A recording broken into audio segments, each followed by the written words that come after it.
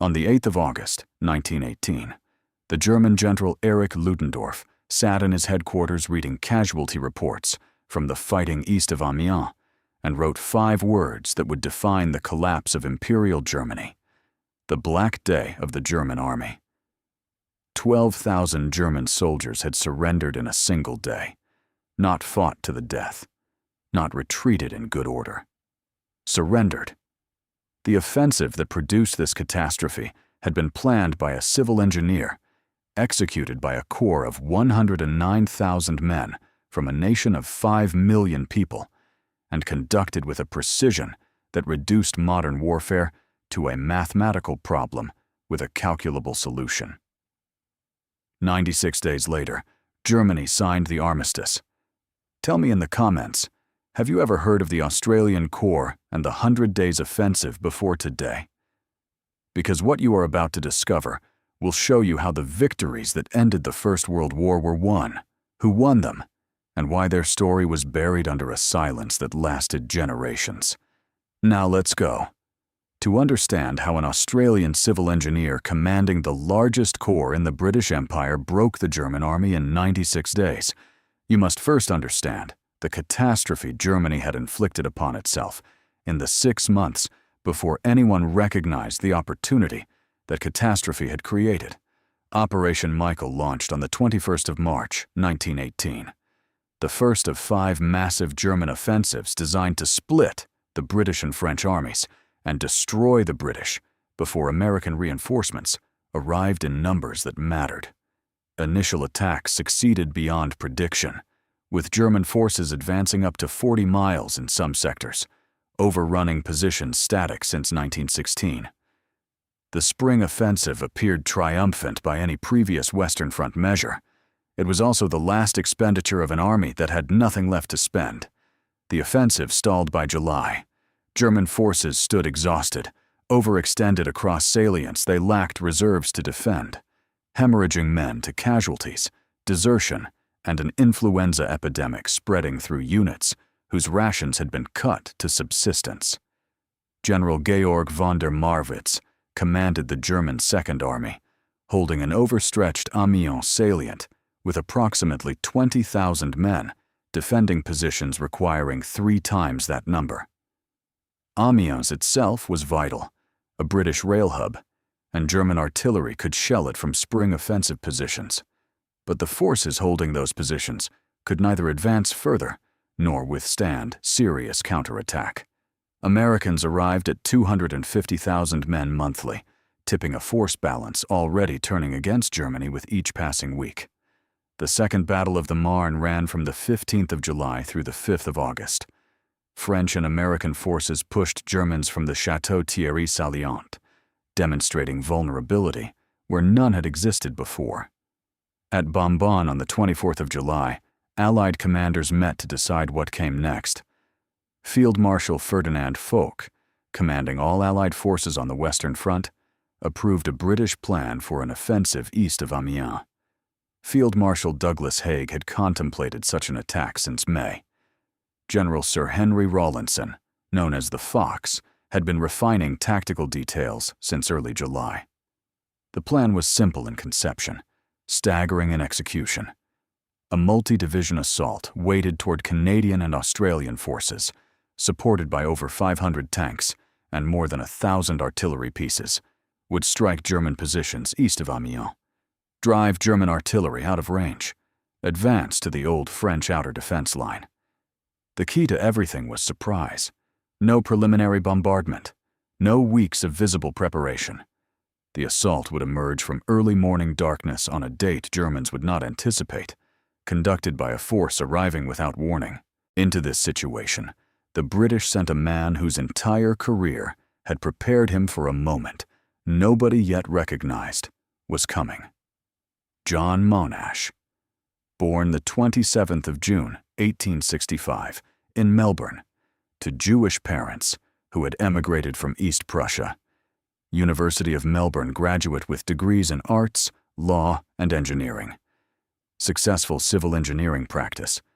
Married. Moving in elite Melbourne business circles.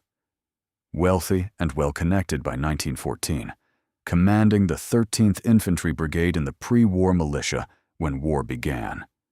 Not a professional soldier. A problem solver understanding that complex systems, whether bridge construction or military operations, could be mastered through meticulous planning, rigorous attention to detail, and ruthless application of organized force to achieve calculated outcomes. Monash commanded the 4th Brigade at Gallipoli, landing the 26th of April, 1915. The only Australian brigade commander among original troops who was not killed or evacuated as wounded. Promoted Major General in July 1916. Given command of the 3rd Division on the Western Front. His division fought at Messines, hailed as great success. At Passchendaele, where conditions were apocalyptic and gains measured in yards, purchased with thousands of lives. The division performed well enough that when General William Birdwood was offered command of the reformed 5th Army in May 1918, Haig and the British command needed a replacement for the Australian Corps. 2 candidates existed: Major General Cyril Brudenell White, Birdwood's Chief of Staff, and Monash. Charles Bean, the Australian war correspondent who would write the official history, favored White. So did Keith Murdoch, another influential journalist. Bean appreciated Monash's competence, but felt Monash was so ambitious for personal glory that Australian lives could not be safely entrusted to him. Bean and Murdoch campaigned against the appointment. Haig and Birdwood supported Monash based on combat record and demonstrated ability to plan and execute complex operations under impossible conditions. Promoted Lieutenant General on the 31st of May, 1918, Monash took command. The force he inherited was not merely the largest corps the British Empire fielded in France, it was the most experienced. 5 divisions, 109,000 men at peak strength. Veterans of 4 years on the Western Front. The 1st and 2nd Divisions had fought at Gallipoli before being reconstituted and deployed to France. The 3rd, 4th, and 5th had been raised from cadres of experienced soldiers, mixed with newly arrived reinforcements. All 5 divisions had been fighting together long enough to develop cohesion that British divisions, constantly reorganized and reconstituted with replacement drafts, could not match. The Corps conducted what it called peaceful penetration, aggressive raiding, keeping constant pressure on German positions even during defensive periods, wearing down enemy units, gathering intelligence about dispositions and morale. Exactly what Haig needed for the kind of offensive Rawlinson was planning. Large enough to deliver breakthrough, experienced enough to execute complex operations without extensive rehearsal, aggressive enough to exploit success without waiting for orders. Monash understood what he had been given. He had already decided what kind of war he intended to fight. The British Army was about to discover whether a civil engineer could conduct a symphony written in steel and blood for an orchestra of 100,000 men.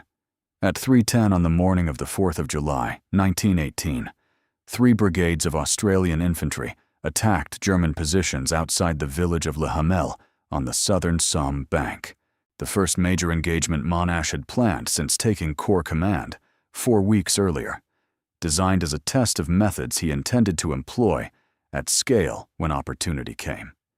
The objective was straightforward: capture Le Hamel, straighten a bend in the Allied line, demonstrate that a new model of coordinated warfare could compress what previously required days of preparation and weeks of fighting into a precisely timed operation measured in minutes. At his disposal, the 4th Division, approximately 1,000 American troops attached to give the American Expeditionary Force combat experience, 60 Mark V tanks from the British 5th Tank Brigade, 550 artillery pieces, 85 aircraft. Facing them, approximately 5,000 Germans occupying heavily fortified positions that, in previous war years, might have resisted capture for months. Monash's plan was built on a principle he would later articulate in metaphor, capturing exactly how he understood modern warfare.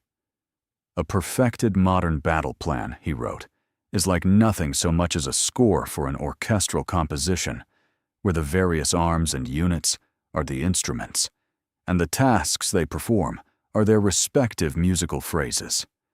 Every element synchronized to the minute. Tanks following artillery barrage closer than previously attempted, close enough that infantry could signal individual tanks by waving flags or banging on armor when a German strongpoint needed elimination. Aircraft dropping supplies and ammunition to advancing troops, eliminating need for soldiers to carry extra weight or wait for resupply.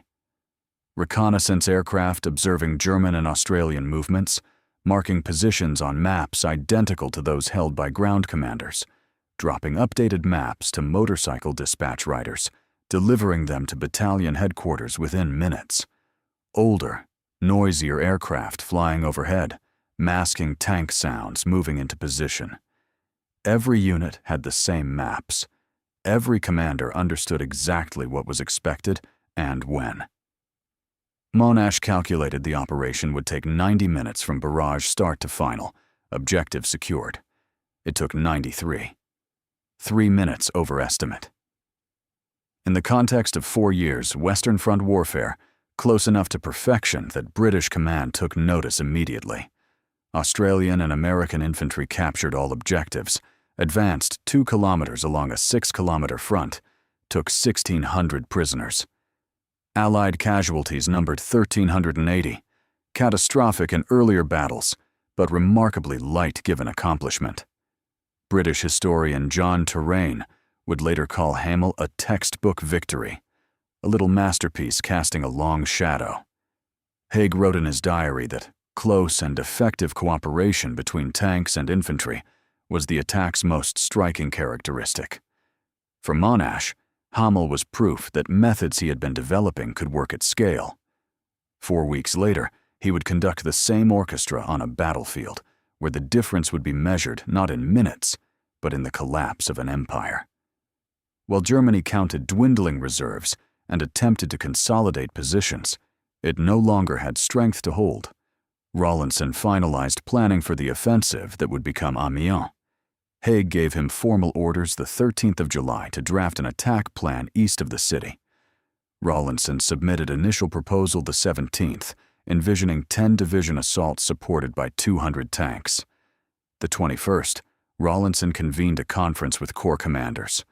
Lieutenant General Richard Butler commanding British Third Corps. Monash commanding the Australians. General Sir Arthur Currie commanding Canadians. Lieutenant General Charles Kavanagh commanding Cavalry Corps. At Bonbon on the 24th of July, Foch approved the plan, but insisted French First Army, commanded by General Marie-Eugène Debony and holding front south of British Fourth Army, participate.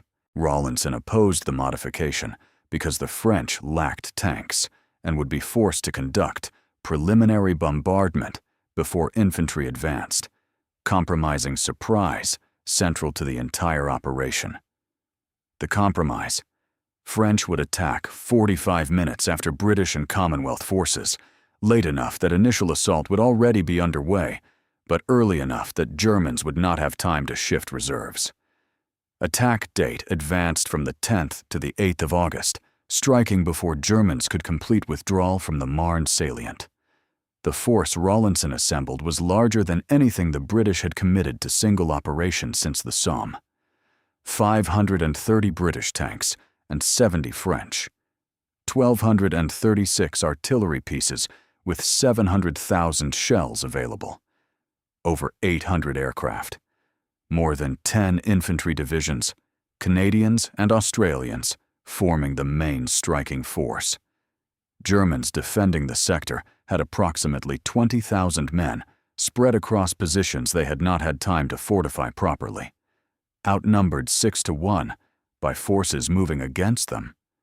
What Germans did not know was that they were outnumbered at all. Secrecy measures were comprehensive and ruthlessly enforced. Troops moved into position at night, False radio traffic suggested movements that were not happening. The phrase, "keep your mouth shut," was added to soldiers' paybooks as unsubtle reminder that discussing the operation was prohibited. Canadian Corps units moved secretly into line, replacing British units at night so German observers would not detect force composition change. British artillery conducted counter-battery work with methodical precision, identifying 504 of the 530 German guns in sector, targeting them for suppression or destruction when attack began.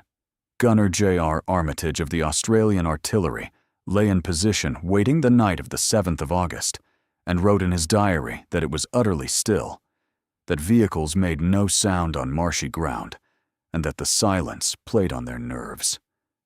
As guns were positioned, he wrote, you could hear drivers whispering to their horses and men muttering curses under breath, and still the silence persisted, broken only by whine of stray rifle bullet or long-range shell passing high overhead. At 4:20 on the morning of the 8th of August, 1918, the silence ended. The Canadian creeping barrage opened first, rolling curtain of artillery fire moving forward at a pace calculated to allow infantry to advance behind it without being caught by their own shells. Within seconds, the entire front erupted. Infantry moved forward in what Charles Bean, watching from observation post, would later describe as hundreds of little section columns, small groups advancing in coordination with tanks, guns, and aircraft in combined arms integration, never attempted at this scale. Early morning fog provided cover for initial advance, muffling sounds and concealing movements from German observers. The fog lifted suddenly mid-morning. For a moment, every soldier on the battlefield could see the full scope of what was happening. Infantry in lines, stretching across kilometers of front. Tanks moving forward with guns engaging German positions. Artillery batteries in rear, their teams tossing mains as they repositioned guns.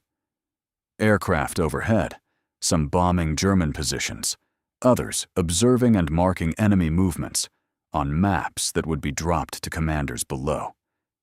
When fog cleared, German artillery that survived counter-battery bombardment opened fire on exposed tanks, knocking many out of action. Australian infantry overran the gun positions anyway, capturing German artillery pieces whose crews had been killed or driven off by preliminary bombardment. The advance achieved 10 miles in some sectors by noon, the deepest single-day penetration on the Western Front in 4 years of fighting. The gap punched in German lines measured 15 miles wide.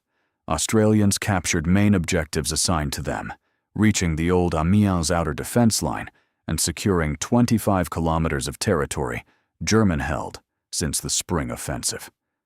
The number that shocked German command more than territorial losses was prisoners. 12,000 German soldiers surrendered that day alone. Not as isolated individuals, but in groups, entire units laying down weapons and walking into captivity rather than continuing to fight. Sergeant Francis Clausen of the 59th Battalion from Newport, Victoria, described the day in a letter home as a très bon stunt that he would not have missed for worlds. Not everyone survived to share his enthusiasm. Private Edward W. Wiley of the 59th Battalion was killed in action at Harbonnières around 6 o'clock in the evening, age 28. A soldier who witnessed his death reported that they had reached their objective and were lying and crawling in a shallow sunken road when Wiley lifted his head to observe a machine gun position and was shot in the throat. Within minutes, Wiley and 4 other men in the same position were dead. O'Mara shot through the spine, Davies through the back, Curly Hendry through the head. Male, mortally wounded. 5 men in a sunken road in France, killed in the space of minutes on a day when the British Empire advanced further in 6 hours than it had advanced in 6 months during previous offensives. As the sun set on the 8th of August, The numbers told a story no amount of official optimism from Berlin could obscure. German casualties totaled between 27,000 and 30,000 men. More than half had been taken prisoner. British Fourth Army captured approximately 13,000 Germans. French captured an additional 3,000, 450 guns taken by Australians alone. Allied casualties approximated 9,000, heavy in absolute terms, but astonishingly light relative to accomplishment. The German Second Army had ceased to exist as effective fighting force. The salient east of Amiens had been eliminated. The railway line was secure, and in his headquarters, reading casualty reports and accounts from commanders describing entire German units surrendering without serious resistance, Erich Ludendorff understood immediately what the collapse meant. Ludendorff called the 8th of August the Black Day of the German Army in the history of this war. He would later write, it was the worst experience he had to go through, and that the 8th put the decline of German fighting power beyond all doubt. What terrified him was not casualties, which were severe, but not unprecedented. It was the surrender rate. Everything he had feared had come to pass in one place on one day. Thousands of German soldiers had simply stopped fighting. Officers reported that men refused orders to counterattack, that reserves moving forward were shouted at by soldiers retreating from the front, that the will to continue had evaporated in units that weeks earlier had been conducting offensive operations. Ludendorff met with Field Marshal Paul von Hindenburg and told him Germany had no choice but to sue for peace. He offered his resignation. Hindenburg rejected it.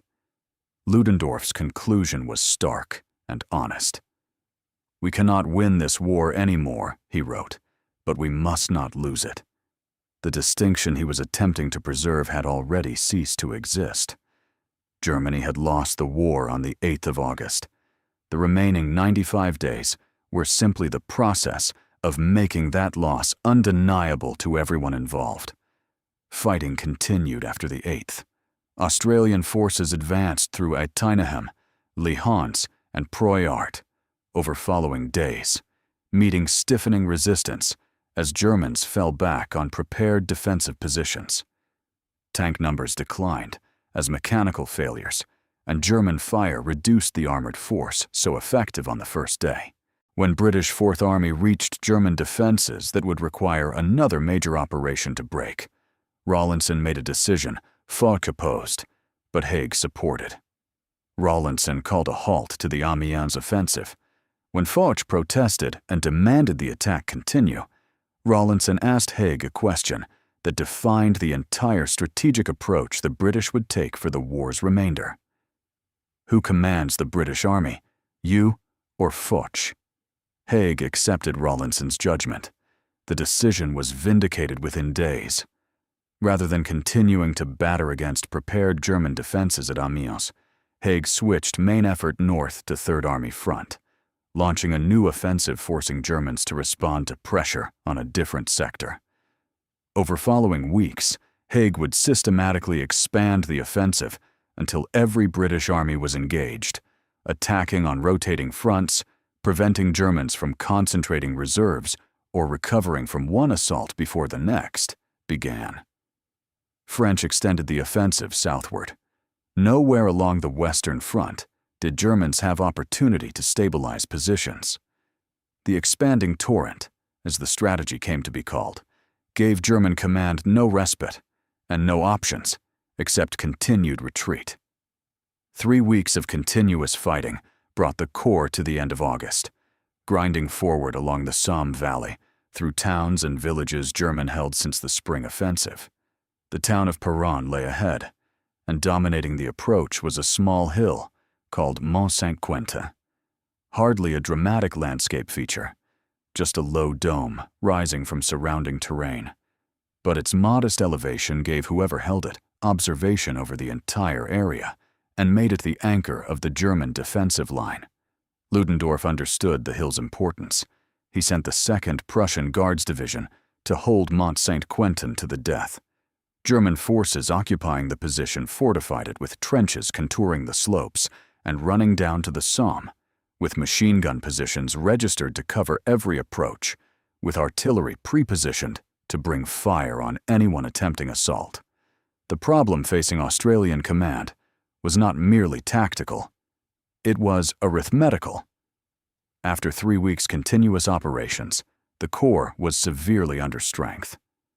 Average battalion had 300 men available for action, less than half the 800 to 1,000 a battalion was supposed to field. Some companies were at less than half strength.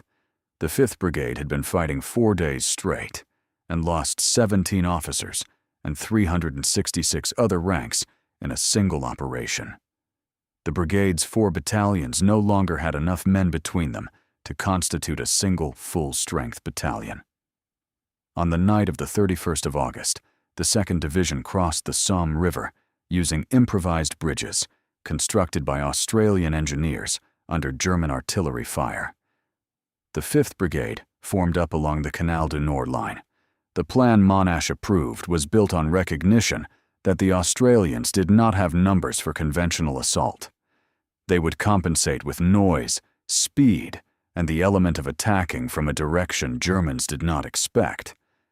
At 5 o'clock on the morning of the 1st of September, following artillery barrage commencing exactly on schedule, 2 significantly undermanned battalions, the 17th and 20th, charged uphill toward German positions. Monash's order to the men had been characteristically direct: scream like bushrangers. The soldiers of the 17th and 20th did exactly that, advancing in small dispersed groups, yelling at the top of their voices to create impression of a force larger than what was actually climbing the slope. Corporal Philip Starr of the 21st Battalion, positioned below the hill waiting for the order to advance, would later write that the men were weary and hungry and generally played out. So exhausted they threw themselves down almost anywhere to rest when given the chance. The men who assaulted Mont St. Quentin that morning were running on determination and the grim understanding that there was no alternative except to take the position or die trying. Australian troops had occupied the village of Mont St. Quentin and the slope and summit of the hill by 7 o'clock. Many Germans surrendered immediately, overwhelmed by assault speed and ferocity. The problem was that the small Australian force size meant their hold on the position was fragile. Reserve element of the 2nd German Guards Division counterattacked and drove the Australians from the summit back to positions just below it, including a trench called Elsa, running along the approximate Feuillancourt road line. In the rear, the 19th Battalion crossed the Somme at Cleary Bridge, which Australian engineers had saved and repaired despite enemy bombardment. The 1st of September, the 6th Brigade, consisting of the 21st, 22nd, 23rd, and 24th Battalions, launched a second assault and took the summit firmly, with particularly heavy fighting around a quarry where 2 soldiers, Towner and Lowerson, would be awarded the Victoria Cross for their actions. Same day, Australian forces broke into Peronne and captured most of the town.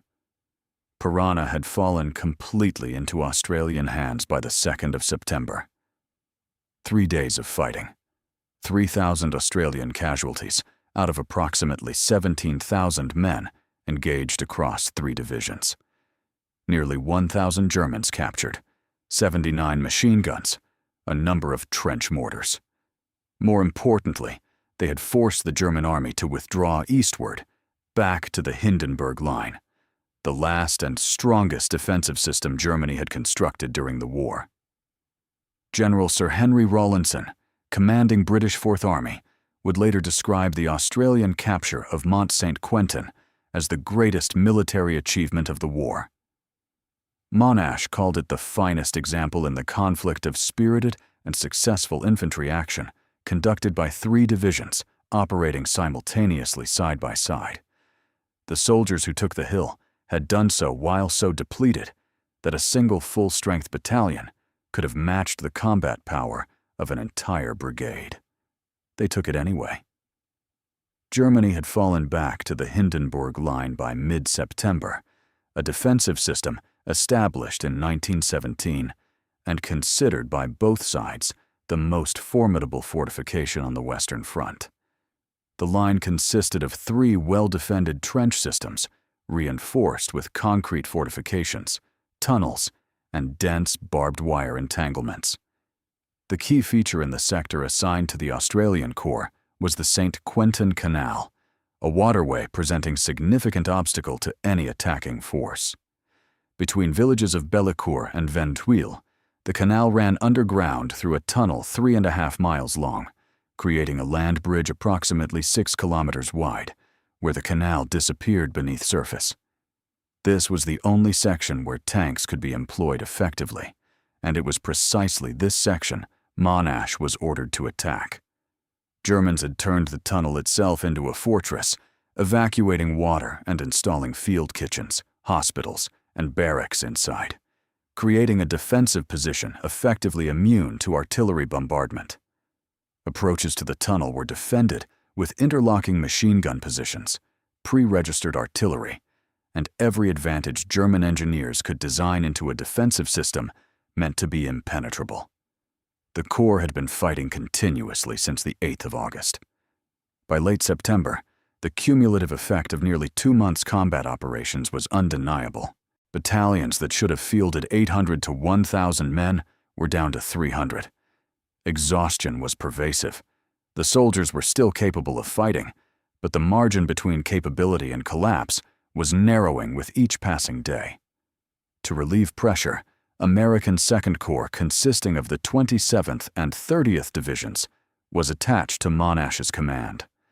American divisions were twice the size of British divisions, and arrival of these fresh troops meant Monash could use them as vanguard, while his own divisions followed through to exploit whatever success the Americans achieved. American forces were ordered to launch a preliminary attack, clearing German outposts in front of the main Hindenburg Line on the 27th of September. The attack failed. The problem was not lack of courage or determination, but a critical shortage of experienced officers. 18 officers were available for 12 attacking companies because the remainder were absent, receiving additional training. Without adequate leadership at company level, the attack became disorganized, and confusion created by the failure meant that when main assault launched on the 29th of September, Australian Corps Command was uncertain exactly where American units were positioned. The attack had to proceed without customary artillery support, because firing a barrage risked hitting friendly forces whose locations could not be confirmed. The 3rd and 5th Divisions, supported by approximately 150 tanks, including American 301st Heavy Tank Battalion, attacked the Hindenburg Line on the 29th with objective of breaking through the 1st defensive belt and creating a breach follow-on forces could exploit. The plan called for Americans to clear initial German positions and for Australians to leapfrog through them, capturing subsequent objectives. The inexperienced American divisions did not clear German positions as effectively as the plan required, which meant Australians advancing behind them were forced to fight for ground Americans were supposed to have already secured.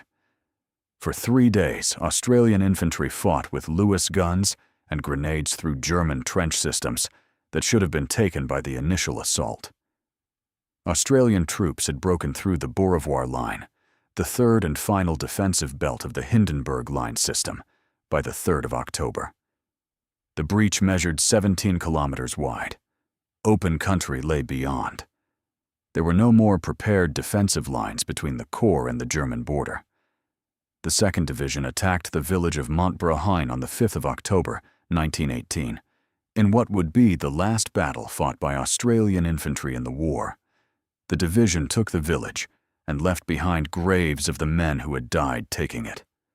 58 days. That was how long the Corps had been fighting continuously since the morning mist at Amiens. 25,000 casualties sustained across those 58 days. Every major German defensive position from Amiens to the Hindenburg Line had been forced, broken, or bypassed. The Australian infantry had delivered everything British command had asked of them and considerably more than anyone had any reasonable right to expect from a force ground, down to a fraction of its authorized strength, through nearly 2 months of uninterrupted combat operations. The offensive continued without Australian infantry, but it continued nonetheless. British and Commonwealth forces attacked at Canal du Nord, at Cambrai, at Valenciennes. French extended attacks southward. American forces launched the Meuse-Argonne offensive on the 27th of September, committing over 1 million men to an assault, continuing until Armistice. Everywhere along the Western Front, the German army was retreating. Everywhere it retreated, Allied forces followed. German defenses were melting away by late October. The army had suffered 228,000 casualties by end of August, and 110,000 of those casualties were men who had deserted rather than continue fighting. Germany had received only 130,000 replacement soldiers to make up losses. General Groener, who replaced Ludendorff in late October, informed the Kaiser he could not guarantee the future existence of the German army if fighting continued. Revolutions were spreading across Germany. The monarchy was collapsing. The war was over in every sense except the formal one. At 11 o'clock on the morning of the 11th of November, 1918, the armistice took effect. 96 days had passed since the morning the Canadian barrage opened at Amiens. Not 100, though the name 100 days stuck regardless. Australian infantry had fought their last battle on the 5th of October, but artillery units continued supporting British operations until the final day. The last Australians killed in action died on the 4th of November, 1 week before Armistice. 4 engineers from the 1st Tunneling Company were killed supporting British operations near the Sambre-Oise Canal. 4 aviators from No. 4 Squadron of the Australian Flying Corps died in the skies over France. Between the 8th of August and the 11th of November, Allied forces suffered close to 1,070,000 casualties. Germans lost 1,172,000, many becoming prisoners of war rather than combat deaths. The Canadian Corps alone sustained 4,000 casualties on the 8th of August and another 45,000 between that day and Armistice. 4 days after the breakthrough at Amiens, King George V knighted Monash on the steps of the Château de Bertangle, which served as Corps headquarters. Dozens of captured German guns were arranged in a semicircle around the driveway for the ceremony. The French Prime Minister, Georges Clemenceau, attended. So did Foch, Haig, and Rawlinson, all present to congratulate Monash on a victory already being recognized as a turning point in the war. Monash returned to Australia on Boxing Day, 1919, welcomed by enthusiastic crowds in Melbourne. He took up position as chairman of the Victorian State Electricity Commission, became involved in the Boy Scouts and Anzac Day commemorations, remained a leading public figure in Australia for the remainder of his life. Monash University in Melbourne was named in his honor. He died on the 8th of October, 1931, at age 66, one of the most celebrated Australians of his generation. What complicated the story of Monash's achievements was the relationship between the commander and the man assigned to chronicle those achievements for posterity.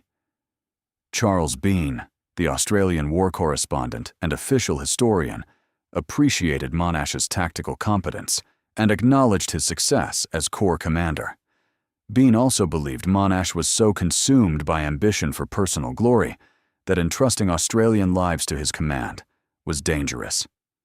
Bean and Keith Murdoch had campaigned against Monash's appointment to command in May of 1918. They failed, but the campaign left a residue of bitterness that never entirely dissipated. Bean spent years after the war writing the official history of Australia's participation in the conflict. The question of whether that history adequately recognized Monash's contributions or whether Bean's personal animosity influenced the account has been debated by historians ever since. British official histories faced their own questions about how much credit was assigned to Dominion forces versus British planning and command structures. Canadians commemorated their own 100 days, celebrating battles their corps fought from Amiens to Mons. Australian achievements, particularly the final 2 months when the Corps served as the spearhead of nearly every major British offensive, received recognition in Australia, but faded into the margins of the broader narrative of how the First World War ended. Rawlinson had called Mont St. Quentin the greatest military achievement of the war. Historian A.J.P. Taylor would later describe Monash as the only general of creative originality produced by the First World War. The 2nd Australian Division Memorial at Mont St, the only Australian divisional memorial in France to feature symbolic artwork, depicts a digger in full marching order, slouch hat and all, as tribute to the men who took the hill. Centenary commemorations in 2018 brought renewed attention to the 100 days, with exhibitions at the Australian War Memorial and events in France marking the battles. But for most of the century between Armistice and Centenary, the story of how the Australian Corps broke the German army remained largely confined to regimental histories, Australian national memory, and the minds of the men who had been there. The broader history of the First World War, the version taught in schools and presented in popular culture, remained fixated on the mud, the trenches, the futility, and Passchendaele. What happened in the last 96 days, when 4 years of learning had been compressed into methods of warfare that actually worked, somehow never quite made it into the story the world remembered. The 100 Days Offensive was not the product of luck or inevitability. It was the result of systematic learning, adaptation, and refinement, transforming the British Empire's forces on the Western Front from the army that attacked at the Somme in 1916 into the most effective combined arms fighting force in the world by 1918. The difference was method. The British had learned to identify enemy artillery positions with sufficient precision that counter-battery fire could suppress or destroy 504 guns out of 530 before an attack began.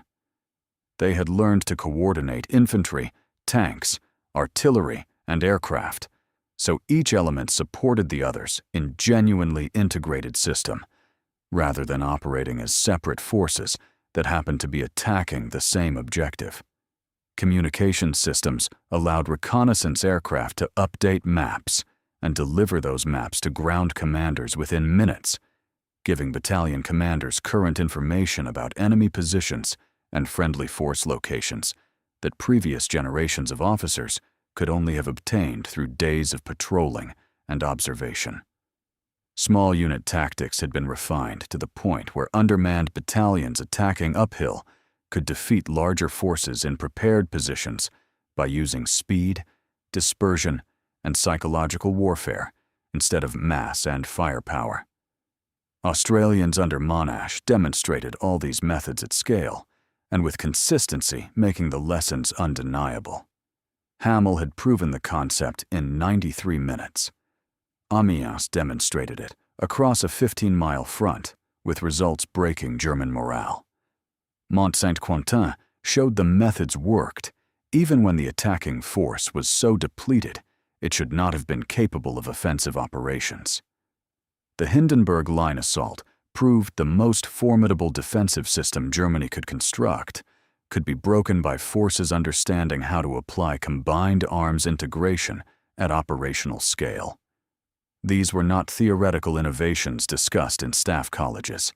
They were proven methods, tested in combat, refined through experience, executed by soldiers who had survived long enough to become experts at a kind of warfare genuinely new. What the 100 days proved beyond reasonable doubt was that Germany had been comprehensively defeated in the field. Ludendorff knew it. The German General Staff knew it. The soldiers who surrendered by tens of thousands knew it. The narrative that emerged in Germany after the war, the stab-in-the-back myth claiming the German army had never been defeated, but had been betrayed by civilians and politicians, was a lie constructed to avoid confronting reality of what had happened on the battlefield. The reality was that the German army in August of 1918 was exhausted, demoralized, and incapable of withstanding sustained defensive pressure from an enemy that had learned how to fight effectively. The collapse on the 8th of August was not an anomaly. It was the beginning of systemic disintegration, continuing for 96 days until there was nothing left to disintegrate, and Germany had no choice but to request an armistice on terms it was in no position to negotiate. Erich Ludendorff had called the 8th of August the Black Day of the German Army. The 95 days that followed validated every fear that declaration contained. Amiens, Mont St, Quentin, the Hindenburg Line, Montbrun. A continuous offensive giving German command no opportunity to recover, no space to consolidate, no hope that anything except unconditional surrender would end the pressure crushing what remained of their fighting capacity. The Corps fought for 58 of those 96 days before its infantry was finally withdrawn, fought until 25,000 casualties had reduced battalions to shadows of authorized strength, fought until men were so exhausted they threw themselves down anywhere to rest when given the chance. Private Edward Wiley never came home from Harbonnières. The 4 engineers of the 1st Tunneling Company never came home from the Sambre-Oise Canal. The 4 aviators of No. 4 Squadron never came home from the skies over France. They, and the thousands of other Australians who became casualties between the 8th of August and the 5th of October, paid the price for victories that broke the German army and ended the First World War. The methods that won those victories became the foundation of modern combined arms warfare. The man who orchestrated them became one of the most celebrated figures in Australian history. And somehow, despite all of this, the 100 Days Offensive remains one of the least known decisive campaigns in military history. If you believe that should change, leave a comment below.